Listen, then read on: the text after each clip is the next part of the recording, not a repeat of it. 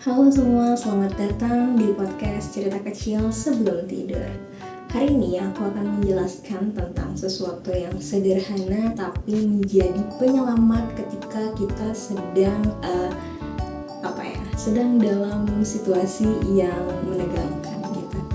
Yaitu kita akan menjelaskan tentang ice breaking. Pernah gak sih kalian masuk ke sebuah ruangan yang isinya orang-orang baru, lalu suasananya terasa canggung dan mungkin mengikuti pembelajaran terus tiba-tiba semuanya terlihat lelah gitu kan, mengantuk dan kurang fokus.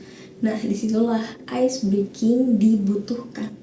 Ice breaking itu menjadi salah satu aktivitas singkat yang bertujuan untuk mencairkan suasana, meningkatkan semangat, dan juga membantu peserta merasa lebih nyaman dalam sebuah kegiatan. Jadi, ice breaking itu bukan sekedar pemahaman biasa gitu ya, permainan biasa gitu. Ice breaking itu adalah salah satu cara untuk membangun koneksi dan menciptakan suasana yang lebih hidup. Pada video kali ini, aku gak hanya menjelaskan apa itu ice breaking, tapi juga akan mempraktikkan beberapa jenis ice breaking. Jenis ice breaking pertama yaitu perkenalan. Jenis ice breaking ini biasanya digunakan ketika peserta belum saling mengenal. Contohnya adalah permainan nama dan hobi. Cara bermainnya yaitu sederhana. Setiap peserta itu menyebutkan nama dan satu hobi yang mereka sukai, kayak gitu. Jadi permainan sederhana ini peserta menjadi lebih mudah mengingat satu sama lain dan suasana menjadi lebih akrab. Jenis ice breaking yang kedua yaitu konsentrasi. Ice breaking ini bertujuan untuk meningkatkan fokus peserta. Contohnya yaitu permainan Simon Says. Saya akan memberikan contoh singkatnya. Simon Say pegang kepala gitu. Nah, maka peserta akan mengikuti instruksi itu, memegang kepala gitu. Kalau misalnya ada kata Simon Say-nya, kita mengikuti. Tapi kalau nggak ada kata Simon Say-nya, kita jangan ikuti gitu. Simon Says pegang hidung gitu. Kita pegang hidung. Pegang mulut. Nah, itu jangan kita lakukan karena tidak ada kata Simon Says-nya. Kayak gitu.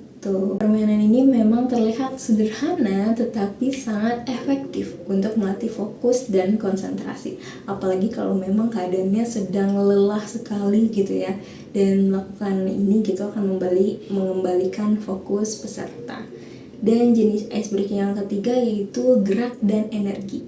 Ketika peserta mulai lelah atau mengantuk, ice breaking yang melibatkan gerakan biasanya sangat membantu. Kayak misalnya tepuk semangat kayak gitu. Ada juga misalnya tepuk 1, tepuk 2 kayak gitu teman-teman. Aktivitas seperti ini mampu meningkatkan energi kelompok dan membuat suasana menjadi lebih menyenangkan.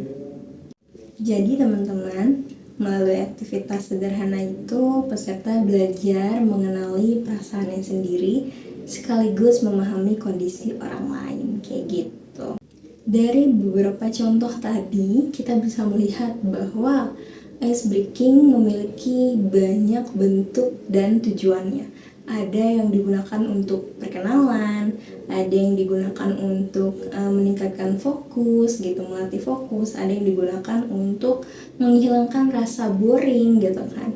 Ada yang digunakan untuk meningkatkan energi dan banyak sekali macam-macam dan jenisnya yang bisa teman-teman lihat gitu ya, bisa teman-teman lakukan atau lihat di beberapa banyak tutorial gitu kan, dan bisa teman-teman praktekkan. Jadi yang terpenting adalah ice breaking itu bukan hanya tentang bermain atau bersenang-senang, tetapi bagaimana kita menciptakan suasana yang nyaman, membangun hubungan yang positif, dan membuat proses belajar menjadi lebih menyenangkan. Karena ketika seseorang merasa nyaman, mereka akan lebih mudah berpartisipasi dan berinteraksi. Mereka akan menerima informasi yang diberikan. Jadi mungkin cukup sekian video learning journal kali ini, dan Aku minta maaf bila ada salah-salah kata. Terima kasih semuanya sudah menonton. See you.